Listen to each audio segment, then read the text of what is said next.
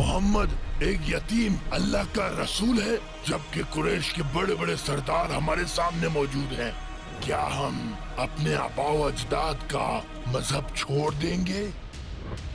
یہ دیوانہ ہو گیا ہے، اس پر کون یقین کرے گا؟ میں آپ پر ایمان لاتی ہوں. اور تاریخ میں ایمان کی سب سے پہلی آواز مکہ کی ایک امیر اور معزز خاتون حضرت خدیجہ کی طرف سے آئی.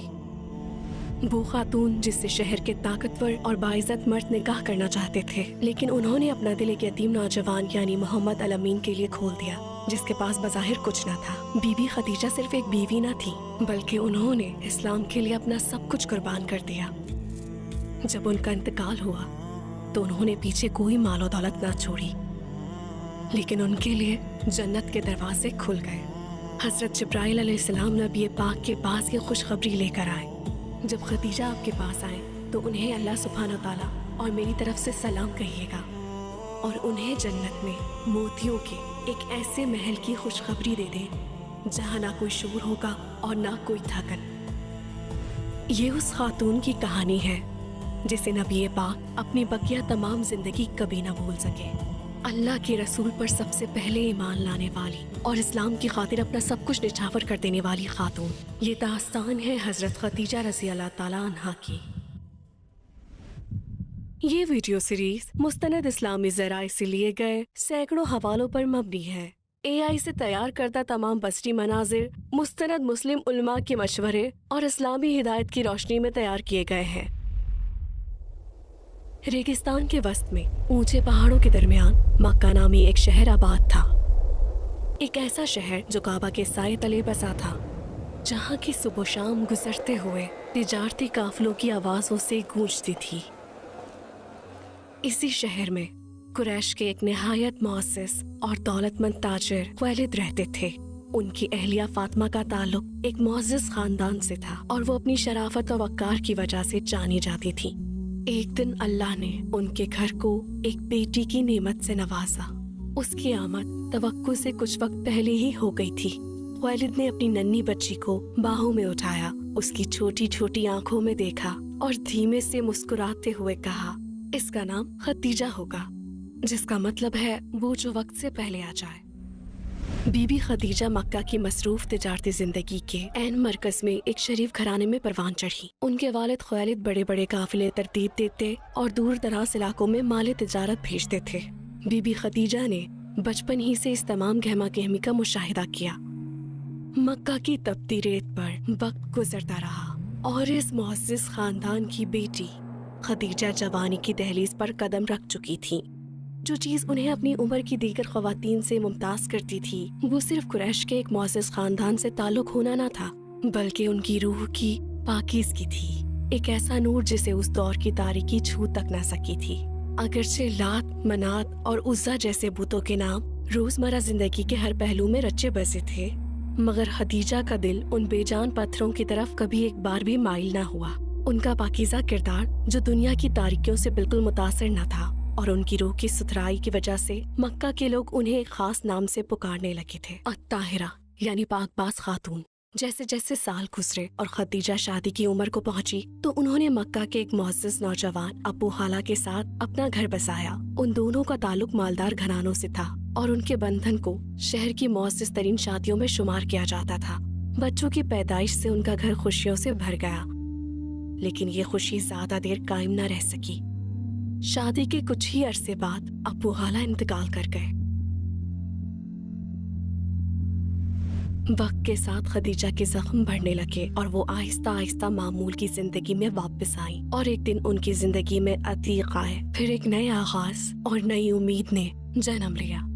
عتیق کا شمار بھی مکہ کے شریف اور دولت مند مردوں میں ہوتا تھا اور اس رشتے سے بھی ایک اولاد پیدا ہوئی. ابھی زندگی نارمل ہونا شروع ہی ہوئی تھی کہ عتیق کے انتقال نے خدیجہ کو ایک بار پھر اسی دکھ سے دوچار کر دیا. کم عمری میں دوسری بار بیوہ ہونے کے بعد خدیجہ کو محسوس ہوا کہ وہ اپنی زندگی کے کٹھن ترین امتحانات سے گزر رہی ہیں، مگر انہی دنوں میں تقدیر خاموشی سے انہیں ایک نہایت مبارک شادی کے لیے تیار کر رہی تھی. تمام تر تکالیف کے باوجود انہیں اپنے بچوں کی خاطر مضبوط رہنا تھا. और यूं खदीजा की जिंदगी का एक नया बाब शुरू हुआ। एक तरफ शौहर की वफात का गम था तो दूसरी तरफ अकेले अपने बच्चों की परवरिश की भारी जिम्मेदारी। अभी उनका जख्म भरा ही था कि अचानक उन पर छोड़ी गई दौलत और काफिलों की निगहबानी आन पड़ी।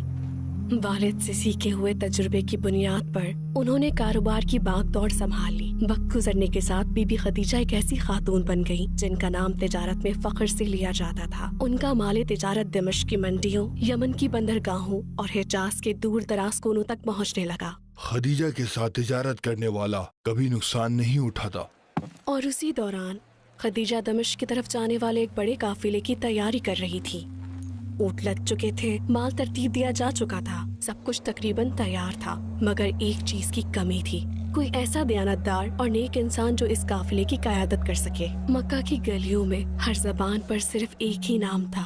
वो नाम खदीजा के कानों तक भी पहुंच चुका था, मोहम्मद अल अमीन, जिसका मतलब है अमानतदार मोहम्मद। कुरैश के लोग इस रोशन चेहरे वाले नौजवान को उनकी सच्चाई और आला किरदार की वजह से जानते थे। वो यतीम मोहम्मद सल्लल्लाहु अलैहि वसल्लम, जिन्होंने बचपन में चरवाहे के तौर पर काम किया और अकेले ही पहाड़ों में बड़े बड़े रेवड़ की रहनुमाई की, और अपने चचाओं के साथ तिजारती सफरों पर जाते हुए उन्होंने तिजारत की बारीकियां सीख ली। रसूलुल्लाह सल्लल्लाहु अलैहि वसल्लम अपनी बात के पक्के और तिजारत में मुनसिफ और सच्चे इंसान के तौर पर मशहूर थे। उनकी दयानतदारी इस दर्जे पर थी कि लोग बगैर किसी हिचकिचाहट के अपना माल और अपनी कीमती तरीन अशिया उनके सुपुर्द कर देते थे। खदीजा ने अपना फैसला कर लिया था। उन्होंने वक्त जाया किए बगैर मोहम्मद अल अमीन को पैगाम भेजा और उन्हें अपने अगले बड़े काफिले की क़यादत की पेशकश की।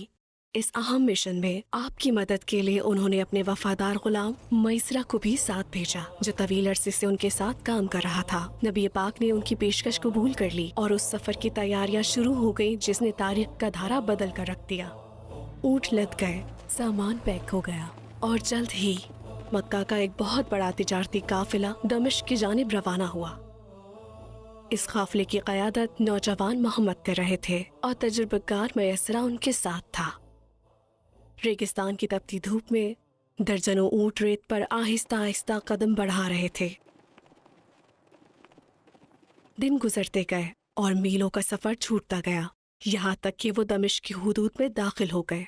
वो आराम की गर्ज से एक दरख्त के साए तले रुके जो एक राहिब की कुटिया के करीब सुकून फराहम कर रहा था। राहिब ने मुशाहिदा किया और मैसरा के पास आकर पूछा, वो आदमी कौन है जो उस दरख्त के नीचे बैठा है? वो कुरैश का एक फर्द है, इसका नाम मोहम्मद है। तुम कह रहे हो मोहम्मद?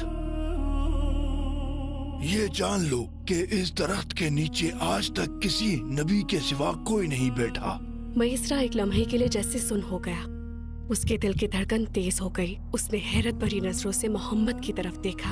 इस बात ने उसके दिल पर गहरा असर किया और पूरे सफर के दौरान एक और चीज ने भी उसकी तवज्जो अपनी जानिब मबसूल कराए रखी। दोपहर के वक्त जब सूरज सहरा पर आग बरसा रहा होता, आसमान पर एक बादल नमूदार होता। जैसे जैसे नौजवान मोहम्मद अपने ऊंट पर आगे बढ़ते, वो बादल भी उनके कदम ब कदम चलता, जैसे उसे आपको साया और ठंडक पहुँचाने के लिए भेजा गया हो। इसके बाद मैसरा जब भी आपकी तरफ देखता, वो दिल ही दिल में रश्क से सोचता, ये यकीनन सबसे अलग और खास है। जब वो मक्का वापस पहुँचे तो मैसरा के चेहरे से उसकी खुशी और जोश साफ जाहिर था। जब वो हजरत खदीजा के सामने खड़ा हुआ तो उसने सिर्फ काफिले के नफे की बात नहीं की, बल्कि वो सब कुछ बता दिया जो उसने देखा था। राहिब के अल्फाज और वो दयानतदारी जिसका वो पूरे सफर में गवाह रहा, इन सारी बातों ने खदीजा के दिल को छू लिया।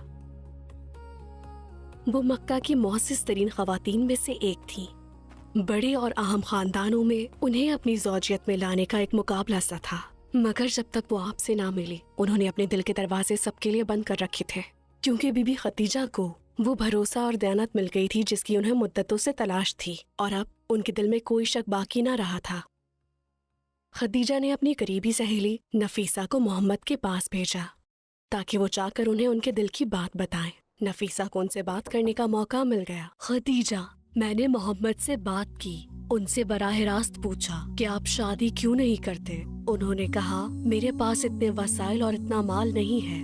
उसी लम्हे मैं जान गई कि आप दोनों के दरमियान कोई रुकावट नहीं है, तो मैंने कहा अगर इसका बंदोबस्त कर दिया जाए اور آپ کو ایک ایسی خاتون سے نکاح کی پیشکش کی جائے جو دولت مند، خوبصورت اور معزز ہو تو کیا آپ قبول کریں گے؟ انہوں نے حیرت سے میری طرف دیکھا اور پوچھا، وہ کون ہے؟ اور میں نے آپ کا نام لیا، خدیجہ، خویلد کی بیٹی۔ وہ حیرت زدہ رہ گئے۔ پھر انہوں نے کہا، یہ کیسے ممکن ہے؟ میں نے ان سے کہا، یہ مجھ پر چھوڑ دیں۔ تو انہوں نے کہا، اگر ایسی بات ہے تو مجھے قبول ہے۔ اس خوشخبری کے بعد نبی پاک نے اس معاملے پر اپنے چچا ابو طالب سے بات کی، جنہوں نے ان کی پرورش کی تھی۔ پھر ابو طالب اور خدیجہ کے چچا عمرو بن اسد کے درمیان ملاقات ہوئی۔ میرے بھائی کا بیٹا محمد بن عبداللہ، یہ جان لو کہ پورے قریش میں کوئی نوجوان اس کے مد مقابل نہیں ہے۔ اے قریش کے لوگوں، اپنے خاندان کی طرف سے میں خوشی کے ساتھ اس نکاح کو قبول کرتا ہوں۔ گواہ رہنا، میں نے جناب خویلد کی بیٹی خدیجہ کو محمد بن عبداللہ کے نکاح میں دے دیا ہے۔ وہ لمحہ صرف دو دلوں کا ملاپ نہ تھا، بلکہ وہ امت مسلمہ کا آغاز تھا۔ اس دن 40 سالہ بی بی خدیجہ اور 25 سالہ محمد صلی اللہ علیہ وسلم ایک چھت تلے جمع ہوئے۔ مکہ کی معزز ترین خاتون اور مردوں میں سب سے زیادہ امانت دار انسان، مگر یہ کوئی عام گھرانہ نہ تھا، یہ زمین پر سب سے بابرکت گھرانہ تھا۔ انہی دیواروں کے درمیان وحی کا پہلا نور چمکنے والا تھا۔ اسی گھر نے جنت کی عورتوں کی سردار حضرت فاطمہ، علم کے دروازے حضرت علی اور نبی پاک کے مبارک خاندان کی پرورش کرنی تھی۔ اس دن کے بعد سے اس گھر سے اٹھنے والی روشنی نے پوری دنیا کو منور کرنا تھا۔ جب آپ اس گھر میں قدم رکھتے تو مکہ کا شور و غل، وہاں کا لالچ اور بے سکونی سب پیچھے چھوٹ جاتی۔ صرف اور صرف سکون، ایک ناقابل بیان سکون باقی رہ جاتا۔ اللہ کے رسول حضرت خدیجہ کی آنکھوں میں دیکھتے اور ان کی بات کو توجہ سے سنتے۔ وہ اپنے فیصلوں میں ان سے مشورہ کرتے اور ان کی رائے کو اہمیت دیتے۔ وہ آپ کے لیے سکون کا ذریعہ تھی۔ اور بی بی خدیجہ ایسی بیوی نہ تھی جو تنقید کرے یا فیصلے صادر کرے، بلکہ وہ ایک ایسا دل تھی جس نے آپ کو رحمت اور محبت سے ڈھانپ رکھا تھا، وہ جو ہمیشہ آپ کے شانہ بشانہ کھڑی رہی۔ وقت گزرتا گیا اور وہ مبارک گھر جلد ہی ایک بار پھر خوشیوں سے بھر گیا۔ بی بی خدیجہ نے اپنے پہلے بچے ننھے قاسم کو اپنی آغوش میں لیا۔ نبی کریم کی آنکھوں میں باپ بننے کی خوشی دیکھ کر ان کا دل ایک گہرے اور میٹھے سکون سے بھر گیا۔ اس دن کے بعد سے مکہ کے لوگ نبی پاک کو ابو القاسم کے نام سے پکارنے لگے، یعنی قاسم کے والد۔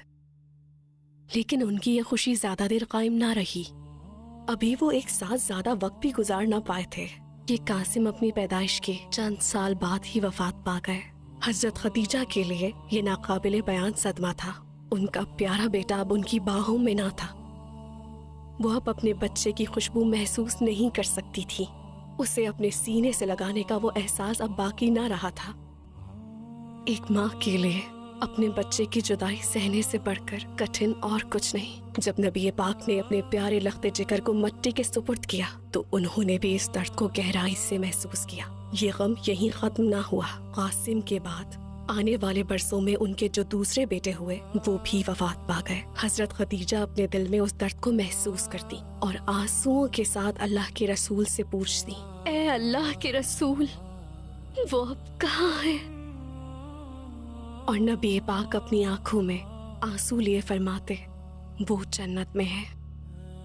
ایک کے بعد ایک 2 بچوں کو کھونا، 2 چھوٹے جنازے اٹھانا، یہ جانتے ہوئے کہ آپ آخری بار اپنے بچے کو تھامے ہوئے ہیں، یہ جانتے ہوئے کہ آپ آخری بار ان کا معصوم چہرہ دیکھ رہے ہیں، کیا ایک ماں کے لیے اس سے بڑا بھی کوئی دکھ ہو سکتا ہے؟ یہ ایک ناقابل بیان دکھ تھا، روح کو چھلنی کر دینے والا درد۔ اور یہ درد اتنا گہرا ہوتا ہے کہ یہ وسیع دنیا ان پر تنگ ہونے لگتی ہے۔ بہت سے والدین آج بھی اسی آزمائش سے گزرتے ہیں۔ اس دنیا کی کوئی بھی چیز روح کے اس خالی پن کو نہیں بھر سکتی، لیکن ایسے لمحات میں اللہ کا وعدہ ہی سب سے بڑی طاقت بن جاتا ہے۔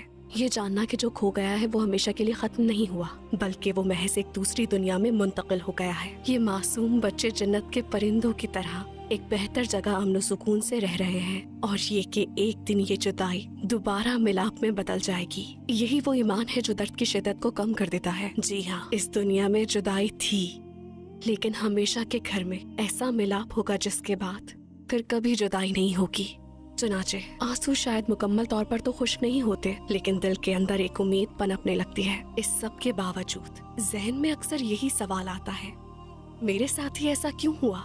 تب ہمارا رب فرماتا ہے، کیا تم یہ گمان کرتے ہو کہ تم جنت میں داخل ہو جاؤ گے، حالانکہ ابھی تم پر وہ حالات نہیں آئے جو تم سے پہلے گزرے ہوئے لوگوں پر آئے تھے، اور اسی لمحے آپ سمجھ جاتے ہیں کہ آپ سے پہلے بھی لوگ ان مشکلات سے گزر چکے ہیں۔ سب سے بڑھ کر اللہ کے محبوب نبی پاک اور ان کی وفادار زوجہ حضرت خدیجہ، انہوں نے ہمیں سکھایا کہ جب اولاد کے غم میں دل پاش پاش ہو جائے تب بھی ایک روح اپنے رب کے سامنے مکمل سر تسلیم غم کر سکتی ہے۔ آپ کی مبارک آنکھوں سے گرنے والے آنسو اس بات کی سب سے بڑی دلیل بن گئے کہ غم میں آنسو بہانا فطری ہے، یہ انسان ہونے کی خاصیت ہے۔ ان کی زندگی اس بات کا زندہ ثبوت تھی کہ سب سے گہرا درد بھی ایمان کے ساتھ ہم قدم رہ سکتا ہے۔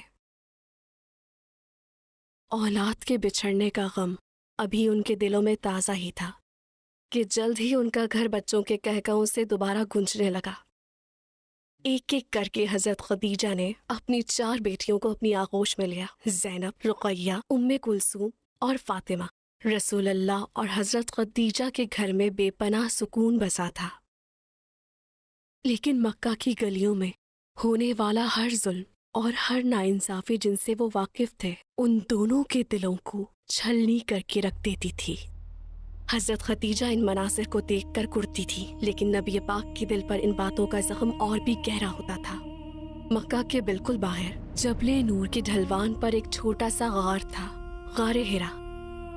شہر کے شور و غل سے دور یہ غار خاموشی اور سکون سے پر تھا۔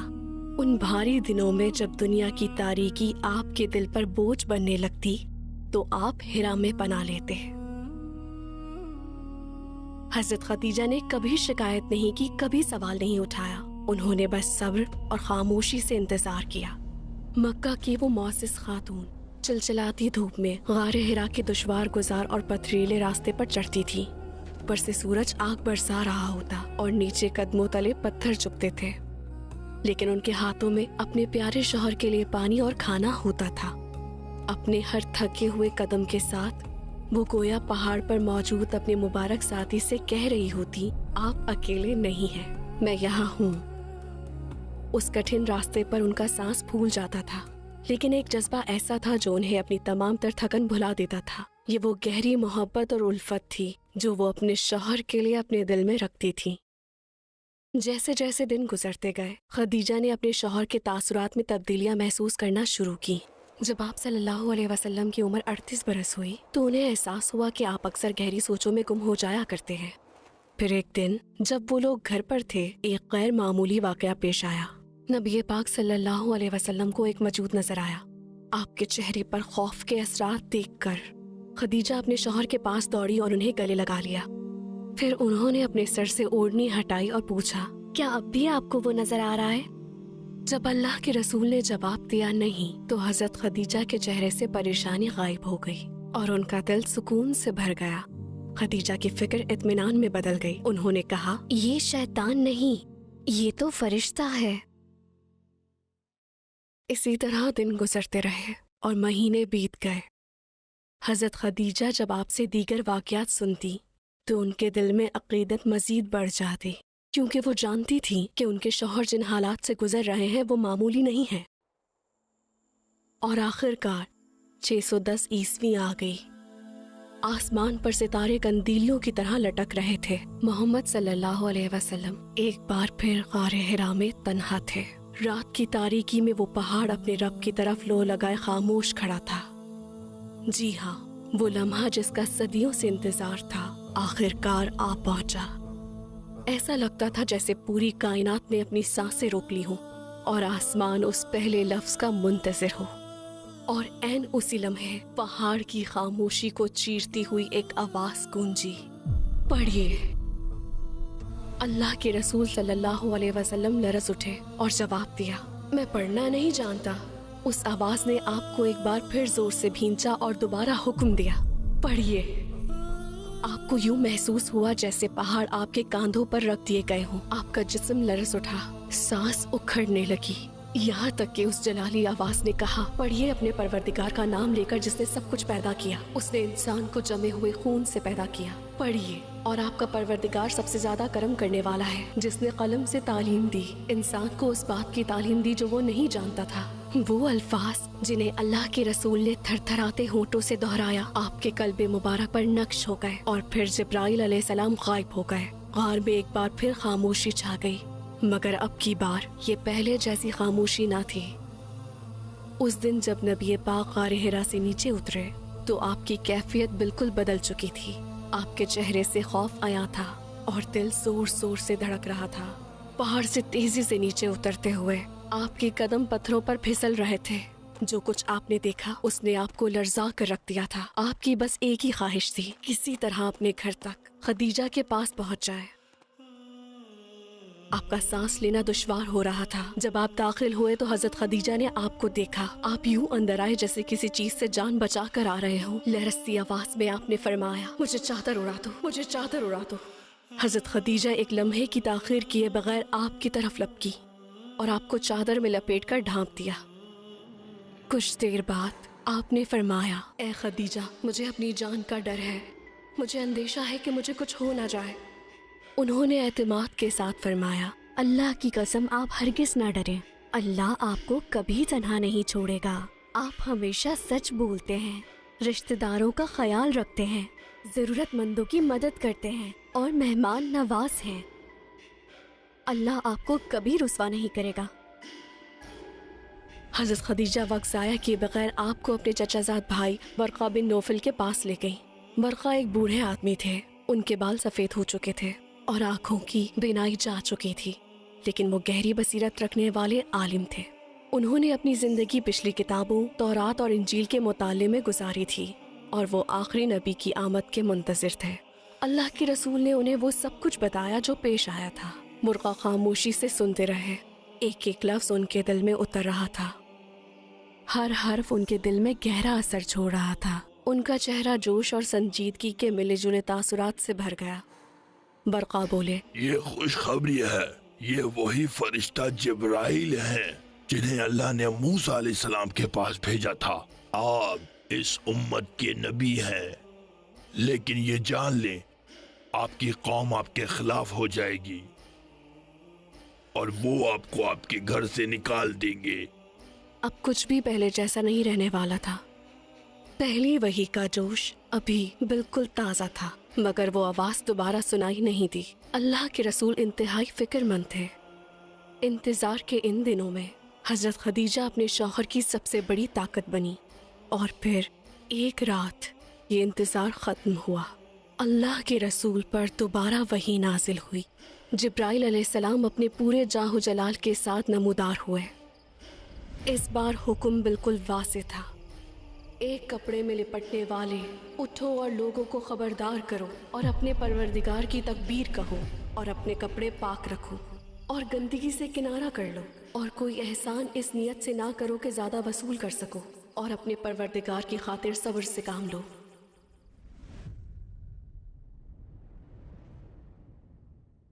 नबूवत का मिशन अब बाकायदा शुरू हो चुका था। वो वही जो गारे हिरा से शुरू हुई थी, अब वो इंसानियत को हक, रहमत और एक खुदा की तरफ बुलाने के हुक्म के साथ जारी रहनी थी। अल्लाह के रसूल अपने कदमों पर खड़े हो गए। खदीजा ने आपकी तरफ देखा तो उनके चेहरे पर एक गहरा जोश और इस्तराब पाया। वो करीब आई और नरमी से पूछा, ए अब्बुल कासिम, आप सोती क्यों नहीं? आपने फरमाया, खदीजा, अब सोने और आराम करने का वक्त गुजर गया। जिब्राइल मेरे पास दोबारा आए और कहा, अल्लाह का हुक्म लोगों तक पहुंचा दीजिए। खदीजा ने पूछा, ए अल्लाह के रसूल, आपके रब ने आपको क्या हुक्म दिया है? फरमाया, मेरे रब ने मुझे अपना पैगाम पहुंचाने और लोगों को हक की तरफ बुलाने का हुक्म दिया है, मगर मुझ पर यकीन कौन करेगा? उस लम्हे घर में एक गहरा सुकूत छा गया। खदीजा का दिल आपके दिल के साथ धड़क रहा था। उनकी आंखें आंसुओं से भर गई। बरसों पहले उन्होंने उस मालो दौलत का इंतखाब नहीं किया था जिसके पीछे सब भाग रहे थे, बल्कि उन्होंने रसूलुल्लाह के अमीन दिल को चुना था اور پہلی وحی کی اس رات کی آواز اب بھی ان کے کانوں میں گونج رہی تھی، مجھے ڈھانپ دو، مجھے ڈھانپ دو۔ اب یہ تمام جذبات ان کے دل میں جمع ہوئے اور یہ تمام جذبات ایک جملے میں بدل گئے، اے اللہ کے رسول، تمام لوگوں سے پہلے مجھے اللہ کا سچا دین سکھائیے، کیونکہ میں آپ پر ایمان لاتی ہوں۔ اور پھر تاریخ میں ایمان کی پہلی آواز خدیجہ کی طرف سے بلند ہوئی۔ یہ صرف ایک بیوی کی آواز نہ تھی، بلکہ یہ پوری امت کی پیدائش کی صدا تھی۔ نبی پاک نے اپنے رب سے ملنے والی امانت کو اس ہستی کے ساتھ بانٹا جس پر انہیں سب سے زیادہ بھروسہ تھا۔ تاریخ میں ایمان کی پہلی آواز حضرت خدیجہ کی طرف سے بلند ہوئی۔ خدیجہ سب سے پہلی ایمان لانے والی اور اس امت کی پہلی فرد بنی۔ اس دن ایک گھر میں کہے گئے یہ الفاظ کہ میں ایمان لاتی ہوں، آج اربوں انسانوں کے ایمان میں بدل چکے ہیں۔ ہم ایک ایسا پروجیکٹ شروع کر رہے ہیں جو پہلے کبھی نہیں کیا گیا۔ AI اور معتبر ذرائع سے 100 سے زیادہ حوالوں کا استعمال کرتے ہوئے ہم بچوں کے لیے ایک منفرد سیرت سیریز تیار کر رہے ہیں۔ جیسا کہ آپ جانتے ہیں، آج بدقسمتی سے ہمارے بچوں کے معصوم ذہن ہالی ووڈ کے جھوٹے رول ماڈلز کے نرغے میں ہیں۔ ہم چاہتے ہیں کہ ہمارے بچے کائنات کی عظیم ترین ہستی نبی پاک کے نقش قدم پر چلتے ہوئے پروان چڑھے۔ بنیادی طور پر ترکی اور انگریزی زبانوں میں تیار ہونے والی یہ سیریز انشاءاللہ دنیا بھر کے لاکھوں بچوں کے دلوں کو چھو لے گی۔ تاہم اس پروجیکٹ میں شامل AI، ڈبنگ اور ایڈیٹنگ کے اخراجات بہت زیادہ ہیں۔ ہم اکیلے یہ مالی بوجھ نہیں اٹھا سکتے۔ ہم چاہتے ہیں کہ یہ پروجیکٹ پوری امت کے لیے ایک مشترکہ صدقہ جاریہ بن جائے۔ اگر آپ اس کار خیر میں حصہ لینا چاہتے ہیں یا کسی مخصوص قسط کو اسپانسر کرنا چاہتے ہیں تو ہم سے واٹس ایپ کے ذریعے رابطہ کر سکتے ہیں۔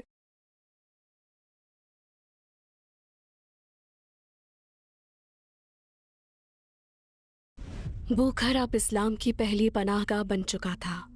پھر ایک دن جبرائیل علیہ السلام دوبارہ تشریف لائے اور فرمایا، تھوڑا پانی لائیے، میں آپ کو سکھاؤں گا کہ وضو اور پھر اپنے رب کی عبادت کیسے کرنی ہے تاکہ آپ اللہ کی بندگی کا طریقہ جان لیں۔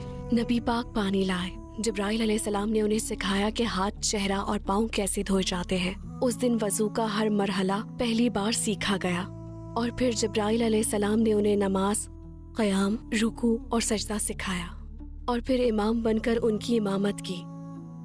رسول اللہ ان کے پیچھے کھڑے ہوئے اور حضرت خدیجہ ان سب کے پیچھے اپنے رب کے حضور کھڑی ہوئی اور اس لمحے تاریخ کی سب سے بابرکت نماز ادا کی گئی۔ رسول اللہ، ان کی محبوب اہلیہ حضرت خدیجہ اور جبرائیل علیہ السلام، انہوں نے یکجا ہو کر اپنے رب کے آگے سجدہ کیا۔ تاریخ میں پہلی بار پیشانیاں زمین پر ٹکیں، پہلی بار دل سجدے کی حالت میں اپنے رب سے جڑ گئے۔ وہ عبادت جو اس دن صرف 2 افراد سے شروع ہوئی تھی، آج اربوں انسانوں کی عبادت بن چکی ہے جو کاندھے سے کاندھا ملا کر کھڑے ہوتے ہیں۔ ایک دن خدیجہ ایک بار پھر حرا کے دشوار گزار ڈھلانوں پر تھیں۔ ان کی عمر بڑھ چکی تھی، قدم دھیمے ہو گئے تھے اور ہر چڑھائی پچھلی سے زیادہ مشکل تھی۔ اس کے باوجود انہوں نے اللہ کے رسول کے لیے کھانا لانا بند نہ کیا۔ عین اسی لمحے جبرائیل علیہ السلام نمودار ہوئے اور فرمایا، جب خدیجہ آپ کے پاس آئیں تو انہیں ان کے رب کی طرف سے اور میری طرف سے سلام کہیے گا اور انہیں جنت میں موتیوں کے ایک ایسے محل کی خوشخبری دے دیں جہاں نہ کوئی شور ہوگا اور نہ کوئی تھکن۔ وہ خاتون جن کے لیے جنت میں مقام اس وقت تیار کر دیا گیا جب وہ ابھی اس دنیا میں ہی تھی، ایک ایسی خاتون جنہیں خود جبرائیل اور ان کے رب نے سلام بھیجا کیونکہ انہوں نے اپنی زندگی، اپنی دولت اور اپنا دل اپنے شوہر اور ان کی دعوت کے لیے وقف کر دیا تھا۔ انہوں نے بھاری ترین بوجھ اٹھائے، پے در جھیلے، مگر اس سب کے باوجود کبھی ایک بار بھی شکایت یا پچھتاوے کا اظہار نہیں کیا۔ حضرت خدیجہ کے اسلام لانے کے بعد اسی گھر سے ایک اور ایمان کی آواز بلند ہوئی۔ آپ کے کمسن چچازاد بھائی حضرت علی، جن کی پرورش آپ کے زیر سایہ ہوئی تھی، انہوں نے ایک بچے کے دل کی معصومیت کے ساتھ کلمہ پڑھا۔ وہ چھوٹا بچہ ایک دن اسلام میں علم کا دروازہ بننے والا تھا۔ برسوں پہلے زید کو بچپن میں قید کر لیا گیا تھا۔ بعد میں حضرت خدیجہ کے ذریعے وہ نبی پاک کی کفالت میں آئے اور آپ کی شفقت کو محسوس کیا، اور پھر زید رضی اللہ تعالیٰ عنہ نے بھی کلمہ پڑھ لیا۔ انہیں جس چیز نے متحد کیا تھا وہ نہ خون کا رشتہ تھا، نہ مال و دولت، بلکہ وہ ان کے دلوں میں پنپنے والا ایمان اور اللہ کے رسول پر ان کا بھروسہ تھا۔ رات کے پرسکون پہروں میں وحی کی آیات نازل ہوتی पहले नबी पाक के लबों पर और फिर उस छोटी सी मुखलिस जमात के दिलों में। हजरत खदीजा उस पहली कम्युनिटी की ना सिर्फ माँ थी, बल्कि वो उसका सबसे मजबूत सतून और सबसे बड़ी मददगार थी। वो घर इस्लामी दावत का पहला मरकज बन गया और वहाँ से ईमान खामोशी के साथ फैलने लगा, जमीन के नीचे एक बीज की तरह। ये खामोशी से बढ़ा और अपनी जड़ें मजबूत की, मगर अब वक्त आ गया था कि बीज जमीन चीर कर बाहर निकले। और तब एक और हुक्म नाजिल हुआ। इस बार शुरुआत अपने करीबी लोगों से करने का हुक्म दिया गया, और तुम अपने करीब तरीन खानदान को खबरदार करो। इस इलाही हुक्म के बाद अल्लाह के रसूल ने हजरत खदीजा से बात की। उनके घर में आपके चचाओं और बनो हाशिम के लिए खाने का एहतमाम किया गया। दस्तरखान बिछाए गए और मेहमानों का इस्तकबाल किया गया। खाने के बाद नबी पाक अपने कदमों पर खड़े हुए, आपने लोगों को अपनी मुबारक दावत की तरफ बुलाया और दुनिया और आखिरत में हकीकी कामयाबी का रास्ता दिखाया। जैसे ही आपने अपनी बात मुकम्मल की, एक तमस्खुर उड़ाती हुई चीख ने खामोशी को तोड़ दिया। ये आपका अपना ही चचा अब्बू लहब था। उसने पैगाम का मजाक उड़ाया, खुशखबरी को रद्द किया और अपने तल्ख अल्फाज से उस नूर को बुझाने की कोशिश की। फिर एक एक करके सब चले गए। दस्तरखान वैसा का वैसा ही रह गया। नबी पाक को बिल्कुल पहले कदम पर उन लोगों ने दुख पहुंचाया जो आपके सबसे करीब थे। उस लम्हे अल्लाह के रसूल समझ गए कि इस रास्ते की कठिन तरीन आजमाइशें उन्हीं लोगों के हाथों आएंगी जो आपके करीबी रिश्तेदार हैं। और इसके फौरन बाद अल्लाह ताला की तरफ से वाज़ेह हुक्म आ गया, लिहाजा जिस बात का तुम्हें हुक्म दिया जा रहा है उसका ऐलान कर दो, और जो शिर्क करे उनकी परवाह मत करो। अब ये दावत मजीद खुफिया नहीं रहने वाली थी। अब हक की सदा मक्का की गलियों में गूंजने वाली थी। अपने करीबी रिश्तेदारों को खबरदार करने के बाद अब अल्लाह के रसूल को पूरी इंसानियत से मुखातिब होने का हुक्म दिया गया था। इस पुकार ने कुछ दिलों में गहरा सुकून और खुशी जगा दी। वो लोग भी थे जिनकी आंखें अल्लाह का कलाम सुनकर आंसुओं से तर हो गईं और वो ईमान के साथ अल्लाह के रसूल के पीछे खड़े हो गए। लेकिन कुछ दूसरे दिल भी थे, ऐसे दिल जिन्होंने हक के मुकाबले में तकब्बुर और जिद का इंतखाब किया। उन्होंने आपको मजीद दुख पहुंचाने के लिए हर मुमकिन कोशिश की। उनमें से बास, जैसे कि आस बिन वाइल और अबू जहल, उससे भी आगे बढ़ गए और कहने लगे, मोहम्मद की कोई नस्ल नहीं है, इनका नाम आगे चलाने वाला कोई बेटा नहीं बचा, और जब वो फौत होंगे तो इनका नाम भी इनके साथ मिट जाएगा। बकौल उनके जो नाम भुला दिया जाएगा, आज वही दुनिया भर में लड़कों का सबसे ज्यादा रखा जाने वाला नाम बन चुका है। उन्होंने कहा था कि इनकी नस्ल खत्म हो जाएगी, लेकिन आज आजान और लामतनाही दुरूद सलाम के जरिए उनका नाम हर रोज आसमानों की बुलंदियों तक गूंजता है। अल्लाह ने अपने रसूल को कभी मदद और सुकून से महरूम नहीं रखा। इन अफवाहों के बाद अल्लाह ने सूरह कौसर नाजिल फरमाई और इन अल्फाज के साथ अपने नबी को तसल्ली दी, यकीन जानो हमने तुम्हें कौसर अता कर दी है, लिहाजा तुम अपने परवरदिगार के लिए नमाज पढ़ो और कुर्बानी करो। यकीन जानो तुम्हारा दुश्मन ही वो है जिसकी जड़ कटी हुई है। जैसे जैसे दिन गुजरते गए, जुल्म सितम की शिद्दत बढ़ती गई। मुसलमानों के कांधों पर नित नए बोझ डाल दिए गए। वो लोग जो कभी अपने शहर में आजादाना घूमते थे, अब अपने ही वतन में अजनबी बन चुके थे, और वही लोग उन्हें अजियतें दे रहे थे जिनसे वो मोहब्बत करते थे। तुम मोहम्मद के दीन पर कैसे ईमान ला सकते हो, जबकि हम अब भी अपने आबा व अजदाद के अकीदे पर कायम हैं? सिर्फ ये कहने की पादाश में कि मेरा रब अल्लाह है, कुछ को दहकते हुए पत्थरों पर लिटाया गया तो कुछ को तपती रेत तले दबाया गया, जहाँ सांस लेना भी महाल था। मक्का की गलियों में हजरत बिलाल बिन रबाह रज़ी अल्लाह ताला अन्हा की पुकार गूंज रही थी, और उन तारीख तरीन लम्हात में हजरत खदीजा हर तरह से उनके साथ खड़ी रही।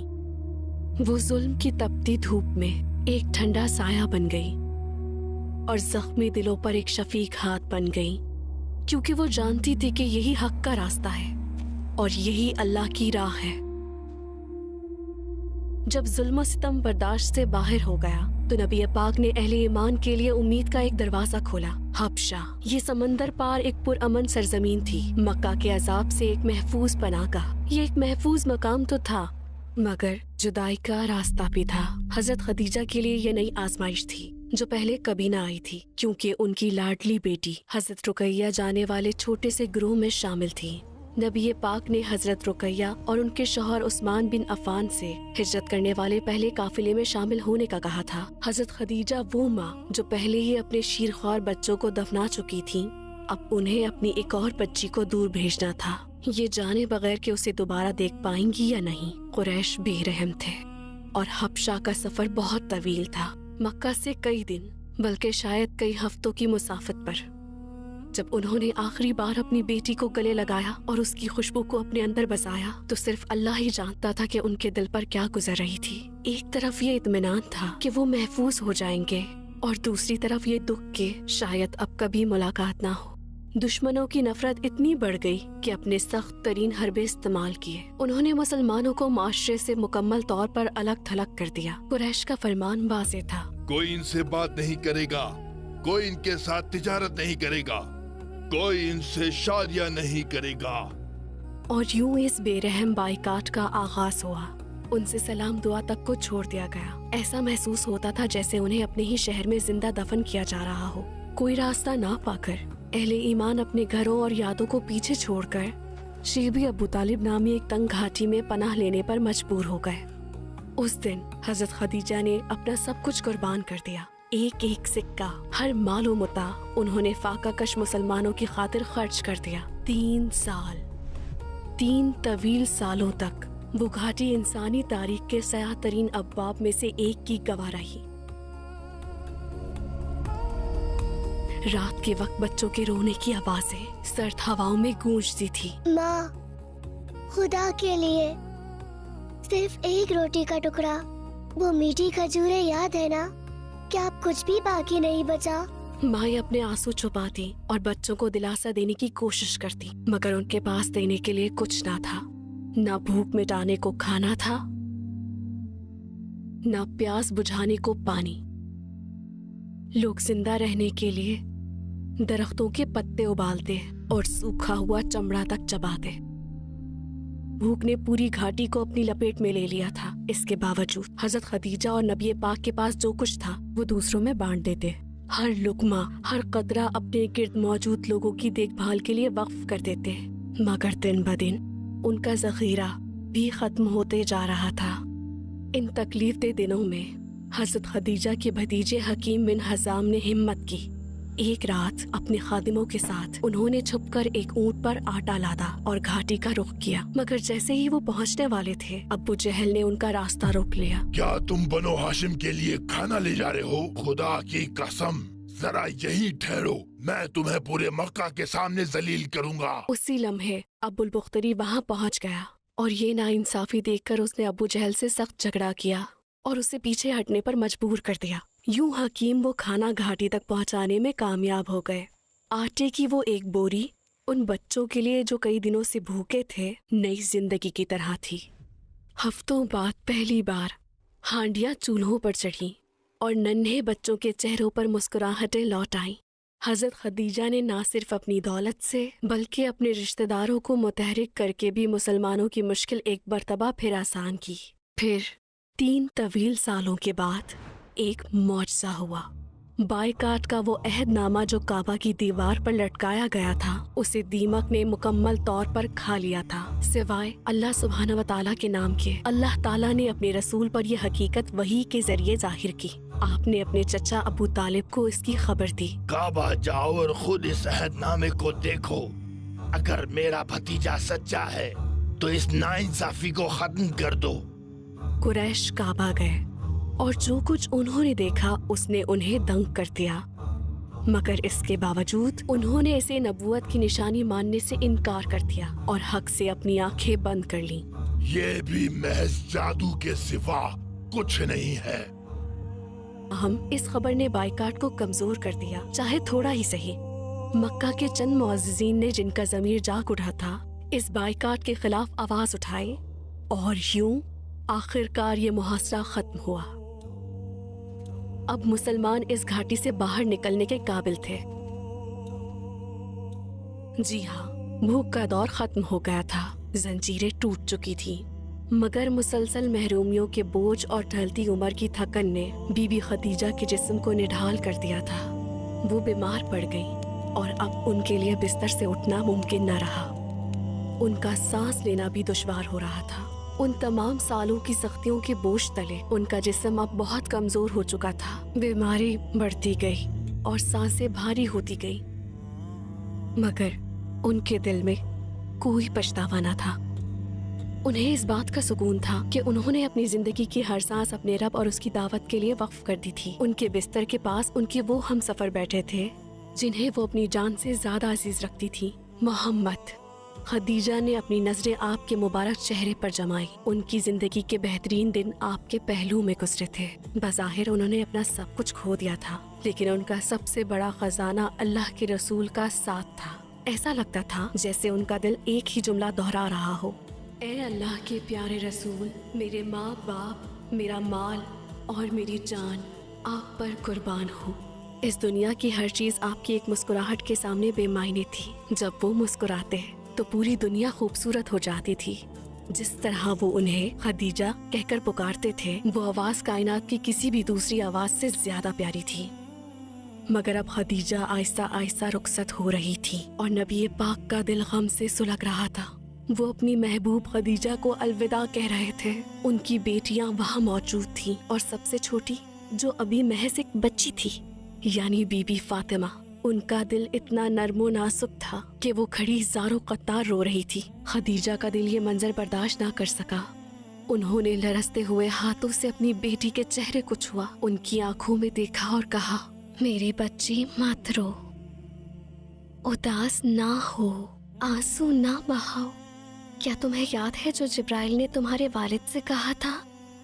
جب خدیجہ تمہارے پاس آئے تو انہیں ان کے رب کی طرف سے اور میری طرف سے سلام کہیے گا، اور انہیں جنت میں موتیوں کے ایک ایسے محل کی خوشخبری دے دیں جہاں نہ کوئی شور ہوگا اور نہ کوئی تھکن۔ میری بچی تم مت رو۔ مگر ننھی فاطمہ کے آنسو نہ تھمے، وہ اور بھی شدت سے بہنے لگے۔ ماں کے ان الفاظ نے جدائی کا دکھ اور بھی گہرا کر دیا تھا۔ انہوں نے آنسو بھری آنکھوں سے اپنے والد کی طرف دیکھا، جیسے کہہ رہی ہوں، ابا جان آپ ہی مجھے حوصلہ دیں۔ نبی پاک اپنی بیٹی کے اس دکھ میں برابر کے شریک تھے، اور وہ اپنی محبوب خدیجہ کے چہرے سے نظریں نہیں ہٹا پا رہے تھے۔ آپ ان سے کتنی گہری محبت کرتے تھے اور ان پر کتنا مکمل بھروسہ تھا۔ 25 سالوں تک وہ آپ کی رفیق حیات رہی، ہر قدم پر وہ ساتھ تھی۔ وہ ان کی خدیجہ تھی اور اب وہ عظیم ساتھی اپنی جان اپنے رب کے سپرد کر رہی تھی۔ آپ کے مبارک چہرے پر گہرا دکھ تھا، مگر ساتھ ہی اللہ کی رضا پر راضی رہنے والے دل کا سکون بھی تھا، کیونکہ اب وہ موتیوں کا محل جس کا ان سے وعدہ کیا گیا تھا ان کا منتظر تھا۔ خدیجہ نے آخری بار اللہ کے رسول کے چہرے کی طرف دیکھا، پھر اپنے بچوں کو دیکھا اور خاموشی سے اپنی روح اپنے رب کے حوالے کر دی۔ خدیجہ اپنے خالق سب سے زیادہ رحم کرنے والے کی طرف لوٹ گئیں۔ فضا میں صرف آنسو اور غم تھا، اور صرف یہی الفاظ گونج رہے تھے، انا للہ و انا الیہ راجعون۔ بے شک ہم اللہ ہی کے ہیں اور ہمیں اسی کی طرف لوٹ کر جانا ہے۔ وہ خاتون جنہیں دنیا میں رہتے ہوئے ان کے رب نے سلام بھیجا تھا، اب وہ اس سلام بھیجنے والی ہستی کے پاس پہنچ چکی تھی۔ خدیجہ اس دنیا سے رخصت ہو گئی۔ وہ اپنے پیچھے نہ صرف یتیم بچے چھوڑ گئیں، بلکہ ایک نبی کے دل کی طاقت اور پوری امت کے لیے ایک راستہ بھی چھوڑ گئیں۔ وہ لڑکا جس کی انہوں نے پرورش کی تھی، زید، ایک دن اسلامی لشکروں کی قیادت کرنے والے تھے اور قرآن کا نور دور دراز علاقوں تک لے جانے والے تھے۔ وہ بچہ جو ان کی گود میں پلا بڑا، علی، وہ علم کا دروازہ اور ایک دن مسلمانوں کے امیر بننے والے تھے، اور ان کی لاڈلی بیٹی فاطمہ جنہیں وہ اپنی جان سے زیادہ چاہتی تھی، پاکیزگی کی علامت بننے والی تھی۔ وہ حسن اور حسین کی ماں بننے والی تھی جن سے ان کے والد کی نسل چلے گی، اور اسلام کا وہ پیغام جسے نبی پاک نے اپنے کاندھوں پر اٹھایا تھا صدیوں بعد کروڑوں انسانوں تک پہنچنے والا تھا۔ ہماری ماں خدیجہ کی قربانی نبی پاک کی فتح کی صورت میں ہمیشہ زندہ رہنے والی تھی۔ ان کی وفات کے برسوں بعد بھی نبی پاک اپنی خدیجہ کو محبت اور تڑپ کے ساتھ یاد کرتے تھے۔ دہائیوں بعد بھی جب ان کا نام لیا جاتا تو آپ کی آنکھیں آنسوؤں سے بھر جاتی۔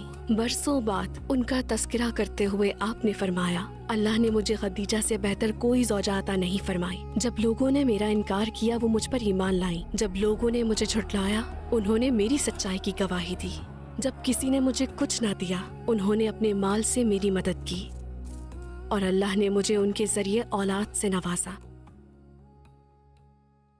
سچ تو یہ ہے کہ کچھ محبتیں لازوال ہوتی ہیں۔ جب خدیجہ اپنے رب سے ملی تو وہ کوئی اختتام نہیں تھا بلکہ ایک لامتناہی ملاپ کا آغاز تھا، کیونکہ وہ جگہ جہاں وہ دوبارہ نبی پاک سے ملیں گی وہ جنت ہے، ایک ایسی جگہ جہاں پھر کبھی جدائی نہیں ہوگی۔ یہی وجہ ہے کہ ان کا نام اور ان کی محبت نبی پاک کے دل میں ہمیشہ کے لیے زندہ رہی۔ یہی وہ وراثت ہے جو ہماری ماں حضرت خدیجہ نے ہمارے لیے چھوڑی ہے، مال و دولت یا جائیداد نہیں بلکہ نبی پاک کی بے لوث محبت۔ اس محبت کا مطلب یہ ہے کہ ہم یہ کہہ سکیں، اے اللہ کے رسول، آپ کو پتھر مارے گئے، آپ بھوکے رہے، آپ کو آپ کے گھر سے نکالا گیا اور آپ اپنی امت کی خاطر راتوں کو روئے، آپ ہی کی بدولت یہ پیغام مجھ تک پہنچا ہے، لہٰذا اب میں بھی آپ سے اپنے مال، اپنی اولاد اور اپنی جان سے زیادہ محبت کرتا اور کرتی ہوں، بالکل ویسے ہی جیسے ہماری ماں خدیجہ نے کی تھی۔ آپ سے محبت کا مطلب آپ کے لیے تڑپنا اور یہ کہنا ہے کہ کاش میں آپ کو ایک بار دیکھ سکتا، آپ کے پاس بیٹھ سکتا اور آپ کو اپنے تمام دکھ سناتا۔ ان سے محبت کا مطلب یہ ہے کہ ہر قدم اٹھاتے اور ہر لفظ بولتے ہوئے آپ کا دل لرز جائے اور آپ خود سے پوچھے، اگر اللہ کے رسول مجھے اس وقت دیکھ رہے ہوتے تو کیا وہ مسکراتے؟ جب آپ سے محبت کی سب سے بڑی دلیل کی بات آتی ہے تو وہ آپ کے نقش قدم پر چلنا اور آپ کے مشن کو اپنا مشن بنانا ہے، کیونکہ آپ کی سنت اور آپ کا مبارک راستہ اس آخری زمانے میں بھٹکی ہوئی انسانیت کے لیے ہمیشہ ایک درست رہنمائی رہا ہے۔ نبی پاک سے محبت کا مطلب اپنی زندگی کو ان کی سنت سے خوبصورت بنانا ہے۔ جان لیں، اللہ کی خوشنودی کا واحد راستہ اس کے رسول کے نقش قدم پر چلنا ہے۔ اب آپ کی باری ہے۔ ہماری ماں خدیجہ کی سب سے بڑی جرت اللہ کے رسول کی پیروی کرنا اور وہ پہلا قدم اٹھانا تھا جب باقی سب ہچکچا رہے تھے، اور آج ان کی یہی جرت آپ کے دل میں ایک سوال چھوڑتی ہے، میرا پہلا قدم کیا ہوگا؟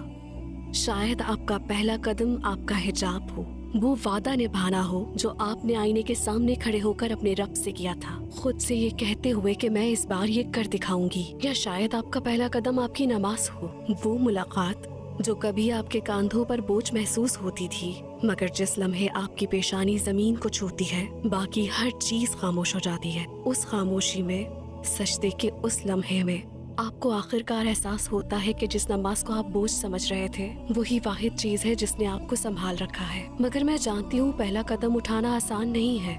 آپ کے اندر سے آوازیں آتی ہیں، اب بہت دیر ہو چکی ہے، تم نے بہت غلطیاں کی ہیں، کیا اللہ تمہیں قبول کرے گا؟ تم نے پہلے بھی کوشش کی تھی اور ہار مان لی تھی، مگر یہ جان لیں آپ کے رب کو اس سے فرق نہیں پڑتا کہ آپ کتنی بار گرے، بلکہ وہ دیکھتا ہے کہ آپ کتنے خلوص کے ساتھ اس کے دروازے پر آتے ہیں۔ جب آپ کہتے ہیں میں واپس آ گئی ہوں تو وہ کبھی نہیں پوچھتا کہ تم اب تک کہاں تھے۔ اپنے رب کا وعدہ یاد رکھیں، اگر میرا بندہ میری طرف چل کر آتا ہے تو میں اس کی طرف دوڑ کر آتا ہوں، اور اب اپنا پہلا قدم اٹھائیے، ڈریے بالکل نہیں، کیونکہ اللہ اسے کبھی تنہا نہیں چھوڑتا جو اس پر بھروسہ کرتا ہے۔ جی ہاں، ہماری ماں خدیجہ کی کہانی یہاں ختم ہوتی ہے۔